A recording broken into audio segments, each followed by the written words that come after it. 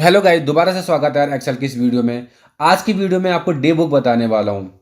यहाँ पे देखो मैंने छोटा सा फॉर्मेट बना रखा है। इस डे बुक में हम क्या करते हैं कि per day purchase, cell, payment देते हैं, पेमेंट लेते हैं, सारी एंट्री हम करते हैं। तो हम किस तरीके से डेटा को मेंटेन करते हैं, चलिए हम स्टार्ट करते हैं।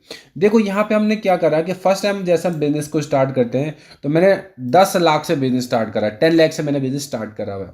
मान लो हम फर्स्ट टाइम बिजनेस स्टार्ट कर रहे हैं। अब हम क्या करते हैं कि जैसे जैसे हम पेमेंट करते जाएंगे वैसे वैसे हमारा माइनस होता जाएगा, और अगर हम पैसा लेंगे तो हमारा प्लस होता जाएगा। चलो इसके लिए हम कंडीशन स्टार्ट करें। देखो हमने कैपिटल, कैपिटल क्या होता है कि मान लो आप बिजनेस स्टार्ट कर रहे हो तो बिजनेस स्टार्ट करते टाइम जो इन्वेस्टमेंट करते हैं उसको कैपिटल बोलते हैं। तो 10 लाख से हमने बिजनेस स्टार्ट करा। अब हमने क्या करा, जब 10 लाख से बिजनेस स्टार्ट कर दिया तो हम मान लो एक बिजनेस स्टार्ट कर रहे हैं। तो ठीक है, उस बिजनेस में हमने सबसे पहले रेंट दिया, रेंट देते हैं हम। फिर हमने बहुत सारी चीज़ें इन्वेस्टमेंट करते हैं, फिर हम वहाँ से इनकम करते हैं। ये सारी चीज़ें हम इसमें करना चाहते हैं। मान लो मैंने 30,000 का रेंट दिया। अब देखोगे 10 लाख में से 30,000 अगर लेस हो गया तो यहाँ पे हमारे पास बचना चाहिए 9,70,000। तो कैसे करेंगे हम इसके लिए? इसके लिए हम एक कंडीशन लगाते हैं, इफ अगर अगर यहाँ पे इक्वल होता है कुछ नहीं के, मतलब अगर यहाँ पे कुछ नहीं होता है एक बार के लिए, ठीक है, कुछ होता है तो क्या होता है आगे समझते हैं। पर अगर हमारे यहाँ पे ब्लैंक होता है तो कॉमा ये क्या करेगा, इसको ऐड कर देगा इसके साथ। ठीक है, अगर यहाँ पे ब्लैंक होता है तो ये क्या करेगा, डेबिट को ऐड कर देगा इसके साथ। अगर यहाँ पे ब्लैंक नहीं होता है तो टोटल में से माइनस कर देगा इसको, ब्रैकेट क्लोज, एंटर। अब देखो इसने माइनस कर दिया क्योंकि यहाँ पे ब्लैंक तो है नहीं, यहाँ पे कुछ है। इसका मतलब क्या हो गया, ये माइनस हो गया। अब 10 लाख में से 30,000 आपका गया, 9,70,000 आपका बचा हुआ। फिर हमने क्या करा, सैलरी पे कर दिया, 40,000 का हमने सैलरी पे कर दिया। देखो दोबारा फॉर्मूला लगाने की जरूरत ही नहीं है, आप सीधे डायरेक्टली खींच सकते हो। एक्सेल में यही प्लस पॉइंट आपको मिल जाता है कि आपने वन टाइम फॉर्मूला लगाया और खींचा, ऑटोमेटिक आपका आंसर आ जाएगा। अब देखोगे 10 लाख में से 30,000 गया, बचा आपका 9,70,000। इसमें से 40,000 लेस हुआ, बचा 9,30,000। अब हमने सेल करा तो सेल हम डेबिट में करते हैं, हमने सेल करा 70,000 का। अब यहां पे तो ऐड होके आना चाहिए, देखो ऐड होके आ जाएगा। देखो हमारे पास बचा हुआ था 9,30,000, इसमें से 70,000 का हमने सेल कर दिया तो हमारे पास कितना आ गया, 1 लाख। फिर हमने 50,000 का और सेल कर दिया,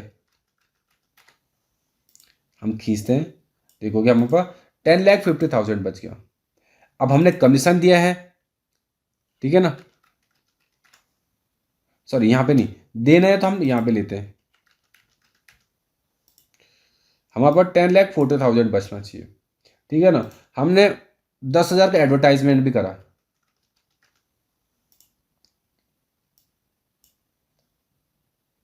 ठीक है। अभी हमने रेंट लिया है, हमारे शॉप रेंट पे है तो मैंने वो लिया है 30,000, ठीक है ना। हमने कमीशन भी लिया है,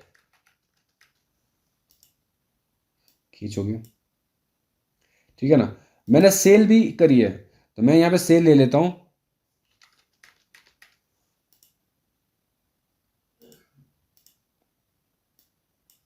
ठीक हो गया। अब यहाँ पे मैं ईएमआई पे करता हूँ, मान लो मेरे ईएमआई है 20,000। तो ये देखोगे ऑटोमेटिक ही आपका बैलेंस मेंटेन करके चलेगा। समझ में आ गया? और भी हो सकता है आपका, आप परचेज करते हो तो यहाँ पे आप बताओ कि कितने का परचेज करा, वो लेस हो जाएगा। आपने सेल करा, ऐड हो जाएगा। इस तरीके से आप डे बुक वाइज, इस तरीके से आप डे वाइज आप मेंटेन कर सकते हो। ये तो था हमारा 1 जनवरी का, ठीक है। और भी एंट्री हमारे हो सकती है, वैसे आप 2 तारीख का अलग ले सकते हो, 3 तारीख का अलग ले सकते हो, पर डे आप अलग ले सकते हो, ठीक है ना। अब साथ में आपका क्लोजिंग बैलेंस भी बता देगा कि आपका क्लोजिंग बैलेंस, क्लोजिंग मतलब जो अभी आपका बचा हुआ है, ठीक है ना। तो इस तरीके से आप डेटा को मेंटेन कर सकते हो। नेक्स्ट शीट में आपको बताऊंगा कि कैसे हम बैलेंस शीट को मेंटेन करते हैं। अब देखो बैलेंस शीट कैसे होता है, थोड़ा सा मैं आपको इसका इंट्रो दे देता हूँ। हम क्या करते हैं, उधार खरीदते हैं, उधार बेचते हैं, समझ में आ गया? हमने कितना एक्सपेंस, कितना मतलब खर्चा कर दिया, कितना हमने सैलरी में दिया, कितना हमने कमीशन में दिया, कितना हमने रेंट में दिया, कितना हमारा एसेट है, ठीक है ना? हमारे पास कैश में कितना बचा, बैंक में कितना बचा, वो सारी चीज़ें मैं आपको बैलेंस शीट के अंदर आगे बताने वाला हूँ। पहले डे बुक आप ठीक से समझ लो, ठीक है? जब आपको डे बुक समझ में आ जाएगा तो बैलेंस शीट भी आपको समझ में आ जाएगा। अगर आपको वीडियो पसंद आई, लाइक, कमेंट, सब्सक्राइब जरूर करना।